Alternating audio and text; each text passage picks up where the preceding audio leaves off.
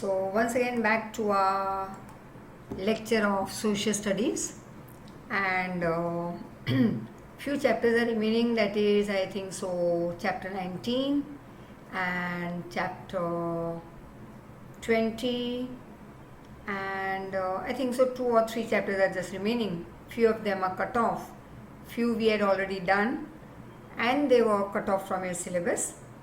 So now 3 to 4 chapters more to go. But before your Diwali vacation, I would like to hand over to you this particular chapter completed so that you can revise it in your Diwali vacation, as you are going to get a big vacation from your school itself, of course. And manufacturing industry is going to be a very interesting chapter. It's going to be easy, and it will become more easy after having a look at the few videos that I'll be sending to you after this particular lecture, right? So manufacturing industries. Now first of all, there will be different types of industries that you are going to learn over here. That is cottage industry, small scale industry, large scale industry, light industry, heavy industry, agro based industry, mineral based industry.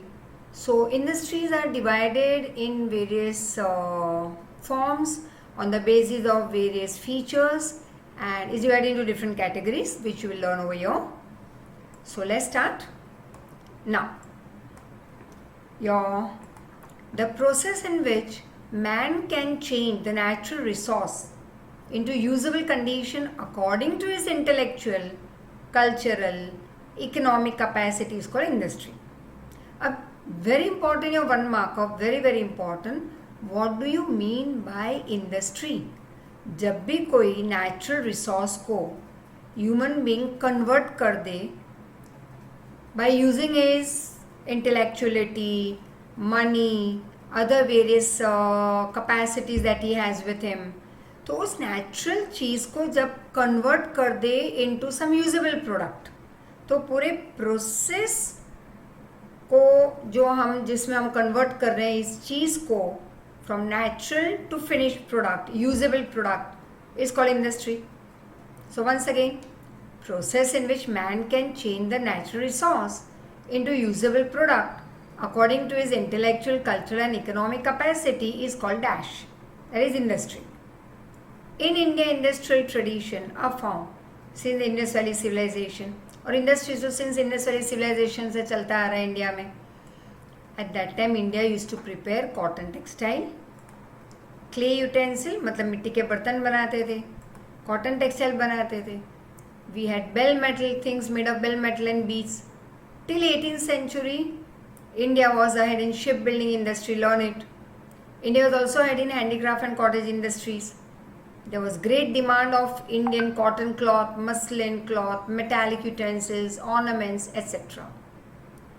तो India की हर एक चीज़ों की demand all over the world थी, फिर वो cotton cloth हो या मसलिन क्लॉथ हो या यूटेंसिल्स और मेटल के बने हुए या हमारे इंडिया में बने हुए ऑर्नामेंट्स, या हम लोग शिप बिल्डिंग इंडस्ट्री में भी बहुत आगे थे. With the beginning of industrial revolution England naturally, लेकिन जब इंग्लैंड में इंडस्ट्रियल रिवॉल्यूशन आया, सबसे पहली इंडस्ट्री उनके यहाँ स्टार्ट हुई, तो ब्रिटिशर हमारे यहाँ से रॉ मटेरियल उठाने लगे. फिर तो जैसे यहीं पे रूल करने लगे तो फ्री में उठा के ले गए, वहीं पे इंग्लैंड में बनाया अपनी इंडस्ट्री में with the help of machinery and with the technology that they had, and raw material from us at a cheapest cost. They took away the raw material, फिर उसे फिनिश्ड प्रोडक्ट बनाया और हम ही को आके बेचा डबल द कॉस्ट में, right. Specially raw cotton वो हमसे लेके जाते थे. They used to follow the policy of selling goods manufactured in England at higher price in India so that Indian market would collapse. अब हमसे रॉ मटेरियल ले जाना चीपेस्ट फॉर्म में बनाना with help of machinery and technology, क्योंकि हम बनाते थे वही चीज़ एक दिन में एक या 10 दिन में एक, क्योंकि हाथ से बनाते, वो वही चीज़ एक दिन में लाखों बनाते, तो कॉस्ट ऑफ प्रोडक्शन नीचे चला गया उनका, तो नेचुरली सेलिंग प्राइस भी कम हो जाती हमारे कंपैरिजन में. तो नेचुरली जब वो चीज़ वो इंग्लैंड में बना के हमारे यहाँ बेचने आते लो कॉस्ट में, मतलब कि हमारे लिए तो comparatively, what am I trying to say is comparing to Indian price उनकी प्राइस कम थी, but they used to looters like anything, मतलब कि धीरे धीरे धीरे प्राइस बढ़ाने लगे प्रोडक्ट की, हमारी सारी इंडस्ट्रीज कोलैप्स होने लगी. All the cottage industries, home industries, small scale industries, ship building industry, सब कुछ कोलैप्स होने लगा. So with the beginning of industry evolution, Britishers used to take away raw material, especially raw cotton from India. They used to follow the policy of selling the goods manufactured in England at higher price in our country. So Indian market would collapse. This damaged the textile industry and Indian craftsmen of India heavily. तो उन्होंने जिस price से हमें सब चीज़ें बेचना शुरू की, हमारी मार्केट कोलैप्स होने लगी, हमारे क्राफ्ट्समैन डिस्ट्रॉय होने लगे, हमारी टेक्सटाइल इंडस्ट्री डैमेज हो गई, मतलब डिस्ट्रॉय.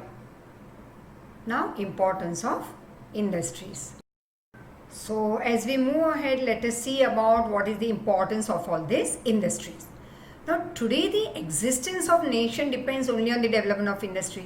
मतलब किसी भी कंट्री को डेवलप होना है तो आज के ज़माने में सबसे पहले क्या चाहिए? एक कंट्री को डेवलप होना है तो उसकी इंडस्ट्रीज डेवलप होनी है.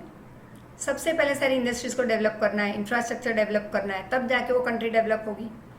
Economic development without industrial progress will be impossible. और किसी भी कंट्री की डेवलपमेंट पॉसिबल होगी ही नहीं अगर इंडस्ट्रीज नहीं होगी. तो without industrial progress countries economic development is not possible. Those countries which have develop more industrially have strengthen the economy equally. अब जिन जिन कंट्रीज में इंडस्ट्रीज डेवलप हुई है परफेक्टली, उनकी इकोनॉमी स्ट्रांग बनी है.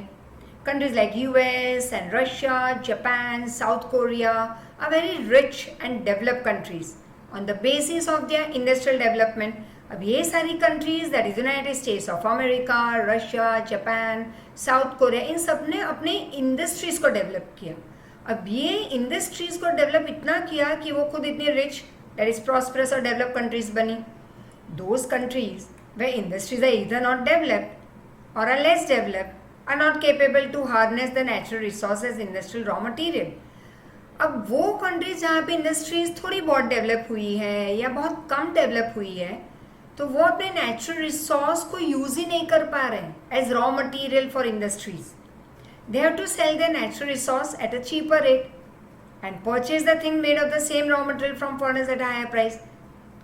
Now let me explain it. सबसे पहले कि कोई भी एक कंट्री ले लो XYZ. अब उस कंट्री के पास नेचुरल रिसोर्स तो बहुत सारे हैं, लेकिन उस नेचुरल रिसोर्स को वो रॉ मटेरियल की तरह यूज नहीं कर पाते इंडस्ट्रीज में, क्योंकि इंडस्ट्रीज नहीं है उनके पास डेवलप. अब हुआ ये कि इतना सारा जो नेचुरल रिसोर्स है वो दूसरी कंट्री उनके पास लो रेट में खरीद के चली जाएगी, और दूसरी कंट्री जो उनके पास रॉ मटेरियल खरीद रही है एट लो कॉस्ट, ये सारा रिसोर्स रॉ मटेरियल, वो कंट्री डेवलप हो रही है, पैसे वाली बनती जा रही है. तो लॉस हुआ XYZ कंट्रीज को, जिनके पास रॉ मटेरियल तो बहुत है, नेचुरल रिसोर्स है, लेकिन टेक्नोलॉजी नहीं है, राइट. तो वो सेल कर देते हैं लो प्राइस पे, और फॉरेनर्स उसी रॉ मटेरियल से फिनिश प्रोडक्ट बना के हायर प्राइस में बेचते हैं उन्हीं कंट्रीज को. Manufacturing industries contribute 29% of national production of our country. हम जितना भी प्रोड्यूस करते हैं उसमें से हमारा कंट्री का प्रोडक्शन मैन्युफैक्चरिंग इंडस्ट्रीज कितना करवा के देती है? 29 to 30%. Administrative policy of British rule broke the backbone of Indian industrial structure. अब इंडियन इंडस्ट्रीज तो बहुत स्ट्रांग थी, लेकिन ब्रिटिशर जब आए तो उनका जो रूल था, उनकी जो एडमिनिस्ट्रेटिव पॉलिसीज थी, वो हमारे इंडस्ट्री के बैकबोन को तोड़ के चली गई. ड्यूरिंग स्लेव वर्क पीरियड, मतलब कि जब हम स्लेव्स थे, जब हम उनके अंडर थे, जब वो हमें रूल कर रहे थे, that is called during slave work period, industries with modern methods could not be started in our country. In 1853, first industrial complex of iron furnace based on charcoal was founded. Learn all this, all for your 1 mark. So, during slave work period, industries with modern methods could not be started in India, right? हम नई method वाली industry start नहीं कर पाए क्योंकि हम तो उनके नौकर थे. In 1853, first industrial complex of iron furnace based on charcoal, that is कोयला, was founded, but it failed. तो सबसे पहले इंडस्ट्री स्टार्ट तो हो गई आयरन फर्नेस की, कोयले के बेसिस पे, लेकिन वो फेल हो गई in 1853. First successful attempt was made again in 1854 in cotton textile industry. एक साल के बाद वो. Then after jute mill was establish, उसके एक साल बाद that is in 1855 at Rishra near Calcutta.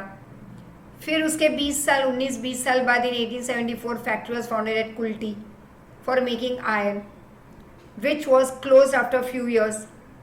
It was started in 1881. In 1907, a new dimension was provided with the founding of Tata Iron and Steel Company at Jamshedpur. Now let's classify the industries. Industries are divided, spelling गलत है यहाँ पे. Industries are divided on the basis of, first of all, कितने laborers हैं, ज़्यादा हैं या कम. So on the basis of human labor, on the basis of how many workers.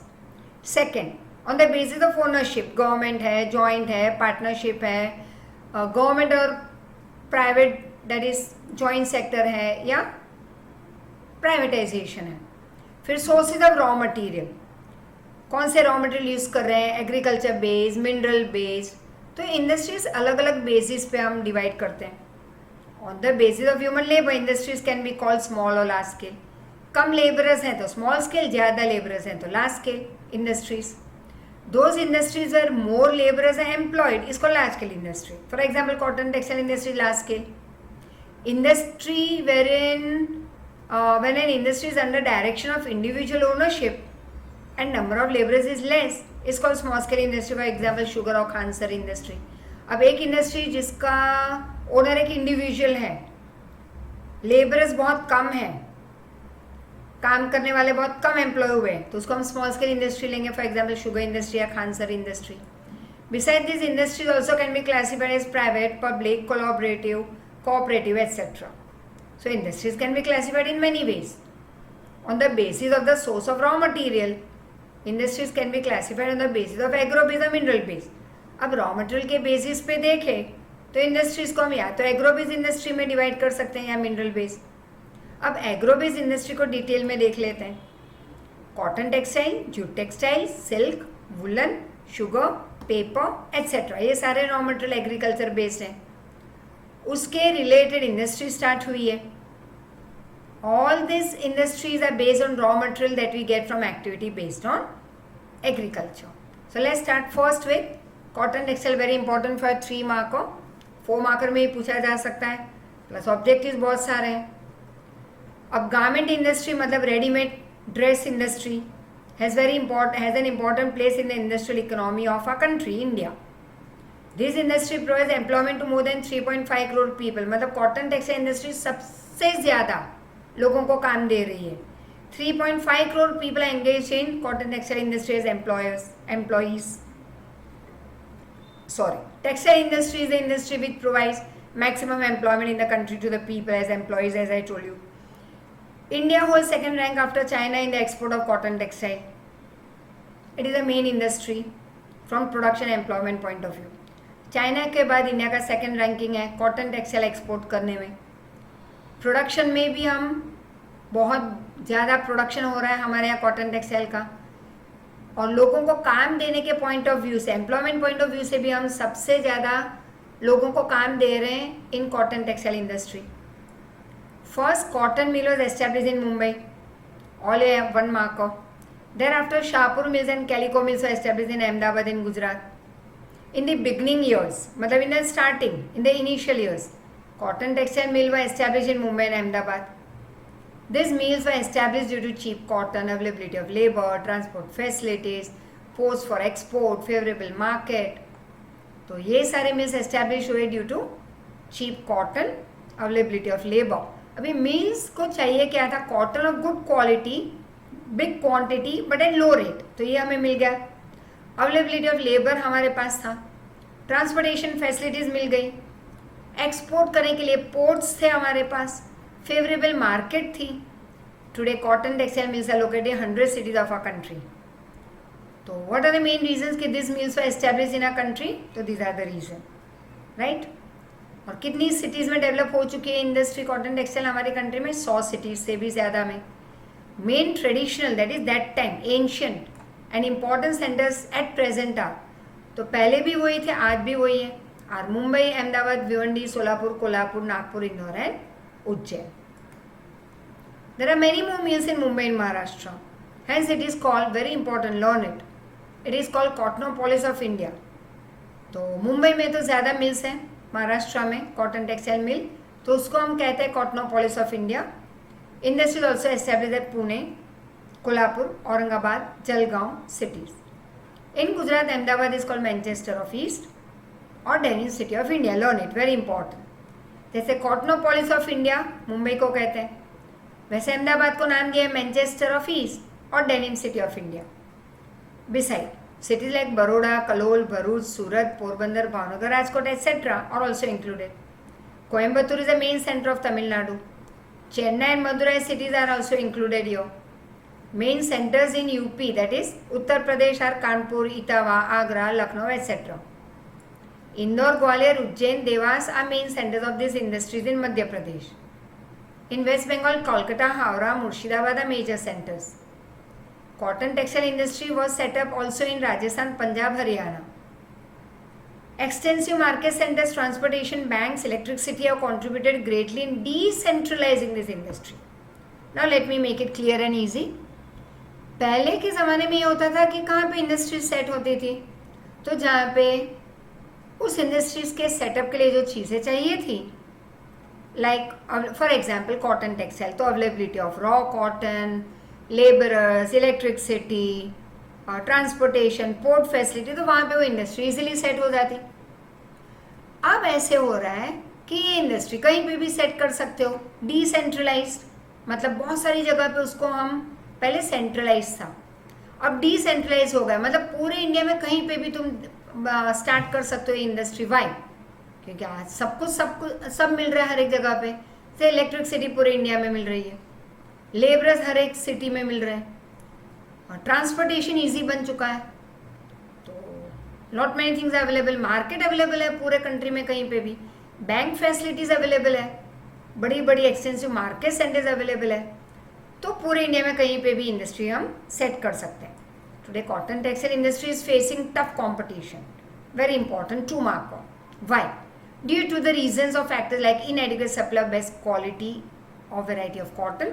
आजकल कॉटन टेक्सटाइल इंडस्ट्री इंडिया में बहुत ही कंपटीशन फेस कर रही है. फर्स्ट ऑफ ऑल, अच्छी क्वालिटी का कॉटन ग्रो नहीं हो रहा, best variety of cotton. Second, old machinery आज भी यूज़ करते रहते हैं लोग, नई टेक्नोलॉजी नहीं अडॉप्ट कर रहे हैं, तो पुरानी machine, cost of production high चला जाता है, रिपेयरिंग भी नहीं करवाते, क्वालिटी फिर कपड़े की ख़राब बनती जा रही है. इरेगुलर इलेक्ट्रिसिटी सप्लाई भी इरेगुलर है. Competition from artificial fibre cloth in the market. Cotton कपड़े से अगर कुछ बनाओ तो उसका ध्यान बहुत रखते हैं, आयनिंग करनी पड़ती है, फिर उसका कलर जल्दी फेड हो जाता है, वो महंगा भी बहुत रहता है, उसका ध्यान बहुत रखना पड़ता है उस कपड़े का. आर्टिफिशियल फाइबर को आयनिंग की ज़रूरत नहीं पड़ती, सूख जाता है जल्दी धोने के बाद. आयनिंग की, ऐसा I told you, doesn't require much of ironing. Colour fade नहीं होता, चीपर देन कॉटन. तो competition from artificial fiber cloth in the market, and very great, that is keen competition in world market. India exports cotton textile cloth to Russia, UK, that is US, then that is United States of America, Sudan, Nepal, Australia, France and South African countries. Now next, jute textile in the. So next, as we move ahead, is related to your jute textile industry. Now jute is the second ranked major industry of our country. India holds first place in the production of jute and goods made from jute. तो jute is second ranked major industry. पहला था cotton textile industry, second is jute industry, and India holds first place in the production of jute and goods made from jute.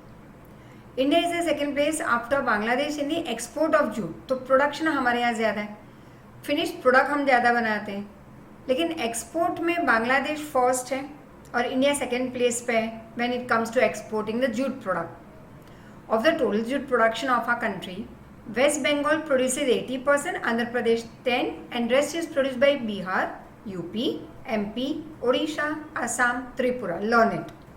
सबसे ज़्यादा हमारे 80% production हो रहा है वेस्ट बंगाल में, because of the fertile soil and cheap workers available and not many other factors available.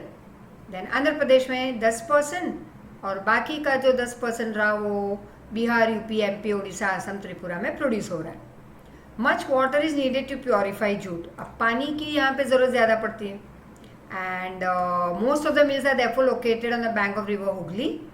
This industry also is seen more. It is concentrated in West Bengal due to, as I told you, more water required to bank of river Hooghly. Second, due to cheap labor force, वहाँ पे सस्ते मिल जाते हैं workers. Bank facilities, insurance facilities, that is insurance coverage, port of export facility available, etc. इसलिए वेस्ट बंगाल में maximum you will see jute production. Total today you will see that the demand for jute has decrease. Why? क्योंकि उसके options आ गए market में. Packing material में like plastic आ गया जूट की जगह पे. तो पहले wheat, rice, everything use to come in jute sack, कोथड़ा कहते हैं, brown colour. Nowadays white colour के प्लास्टिक के बड़े बड़े सैक्स में आ जाती है ये सारी granary and all. So today demand for jute has decreased due to because of other option in packing material for goods. Jute industry is facing such problems like more cost of production. अब बड़े problem क्या face कर रही है jute? That is cost of production high है और demand is decreasing for jute in international market. Silk textile industry. Silk production has a long tradition. बहुत ancient है ये industry. After China, India rank second in the world in silk production. In India, 4 types of silk are produced: Learned, Mulberry, Eri, Tussar and Munga. Today there are more than dash, that is more than, or there are about 300 silk weaving mills in our country. Major state producing silk are हर एक जगह पे east, waste, north, south सब जगह पे है.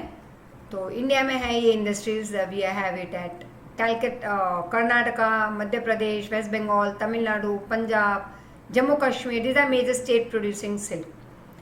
Silken clothes are exported to Europe, Africa, Gulf countries. Besides this, there are also these also exported to Germany, Singapore, USA, Kuwait, Malaysia, Russia. In international market, Indian silk is facing tough competition from China. अब इसके बाद आता है woollen textile industry. अब ये सबसे पहला हमारी कॉटेज इंडस्ट्री थी, राइट? बहुत ओल्ड इंडस्ट्री है ये. As a cottage industry, history of woollen textile industry is very old. Maximum woollen textile mills are in Punjab. जहाँ पे ज़्यादा ठंड होगी वहाँ पे तो वुलन टेक्सटाइल मिलेगी. Next come Maharashtra. There are woollen textile mills at UP also. Ahmedabad, Jamnagar in Gujarat. These are the centers of woolen clothes. Other major centers are Bikaner, Jaipur in Rajasthan, Srinagar in Jammu Kashmir, Bangalore in Karnataka. India also produces woolen carpets. Woolen cloth is exported to America, Canada, Germany, France, Russia, etc. You can very clearly see over here, that is जो black dots हैं, that is related to your cotton textile industry. So let's see. अब बहुत ही clearly यहाँ पे तुम्हें दिखाई देगा black dots. Jalgaon, Surat, Baroda, Ahmedabad, Rajkot, Porbandar, Ujjain, Dewas, Indore. Here you can see Coimbatore, Madurai. These are all cotton textile. अब वुलन टेक्सटाइल इंडस्ट्री है ब्लू ट्रायंगल, तो इट इज़ बैंगलोर. सिल्क भी है, वुलन भी है. Then Mumbai you have, Mumbai is for cotton textile also and woollen textile also. फिर है woollen textile में मिर्ज़ापुर है, फिर आगरा, शाहजहानपुर, गुड़गांव, जयपुर, बीकानेर, पानीपत, बहुत सारे. सिल्क टेक्सटाइल मिलेंगे पिंक स्क्वायर में, Mysore, Bangalore, Kolar, Belgaum, then Varanasi, and you have Howrah, Bankura, and Srinagar, Anantnag, Baramulla. These are all the places for silk textile, right? Now next, synthetic textile industry. The cloth made from synthetic fiber made by man is strong. अब हम जो artificial fibre बनाते हैं वो बहुत strong है, durable है, लंबा चलता है, डज नॉट रिटेन रिंकल्स. उस पर रिंकल्स नहीं आते, आयरन करने की ज़रूरत बहुत कम पड़ती है. And this industry is develop very much. तो कॉटन के सामने सिंथेटिक चल पड़ा. Cotton fibres are mix with synthetic fibre. हाँ, प्योरली सिंथेटिक हम यूज़ नहीं करते because that is allergic to the skin. तो हम क्या करते हैं, कॉटन और सिंथेटिक मिक्स करते हैं. Cotton fibre are mix with synthetic fibre to get mix quality और वेराइटी ऑफ क्लॉथ. तो वो सस्ता रहता है प्योर कॉटन से. Main producer of this industry are Kerala, Gujarat, UP, that is Uttar Pradesh, West Bengal, Tamil Nadu, etcetera. Other centers of synthetic fiber are Surat, Kanpur, Mumbai, Ahmedabad, Calcutta, Chennai, Modinagar etcetera. तो ये सारे हुए हमारे सिंथेटिक या आर्टिफिशियल टेक्सटाइल इंडस्ट्री. फिर एक है शुगर इंडस्ट्री, मतलब यहाँ से बनते हैं गुड़, शक्कर, खांडसरी. मेकिंग जैगरी मतलब गुड़ from sugar cane juice is very old industry in our country. Sugar industry stand second after textile in agricultural based industry in India. अभी ये सारे एग्रीकल्चर बेस्ड इंडस्ट्रीज हैं. फर्स्ट है कॉटन टेक्सटाइल, सेकेंड आता है number में order में sugar, सबसे बड़ा हमारी कंट्री में. After reaping the crop of sugar cane, जैसे शुगर केन की हार्वेस्टिंग हो जाती है, कटाई हो जाती है, it has to be squeezed within 24 hours. अब जितनी जल्दी हो सके उसी शुगर केन को ट्रांसपोर्ट कर देते हैं टू शुगर इंडस्ट्री या गुड़ इंडस्ट्री, क्योंकि जितनी जल्दी उसमें से उसे हम ट्रांसपोर्ट करके 24 घंटे के अंदर अगर जूस निकालते हैं तो ज़्यादा जूस निकलेगा. लेकिन 24 घंटे के बाद जैसे जैसे टाइम अप होता जाएगा, शुगर केन दैट इज वो डंडा वो सूखने लगेगा तो जूस कम निकलेगा, तो शुगर की क्रिस्टल कम बनेंगे या गुड़ कम बनेगा, तो उस शुगर केन की प्राइस कम दी जाएगी टू द फार्मर्स. तो जैसे हार्वेस्टिंग होती है, रीपिंग होती है, उसको बेच देते हैं फैक्ट्रीज में. It has to be squeeze within 24 hours so that the amount of juice or water is not reduced. Otherwise, the sugar content will decrease. That is why sugar factories or industries are located near sugarcane growing centers. इसीलिए sugar factory और sugar cane जहाँ पे grow करते हैं वो दोनों पास पास रहते हैं. Sugar factories are located in Maharashtra, UP, Tamil Nadu, Karnataka, Andhra Pradesh, Gujarat etcetera. These industries develop in Gujarat at Bardoli, Gandevi, Surat, Navsari, Vyara, Bharuch and Kodinar, Talala, Gir etcetera. क्योंकि यहाँ पे शुगर केन ग्रो भी ज़्यादा होता है तो इंडस्ट्रीज भी यहीं पे ज़्यादा डेवलप हुई है. Now this we continue with in the next lecture. So till then your this lecture will be followed by your few videos which will make it easier for you. तो 2 video आज देख लो, 2-3 हम देखेंगे in the with the next lecture. So till then thank you so much. Thank you. Take care.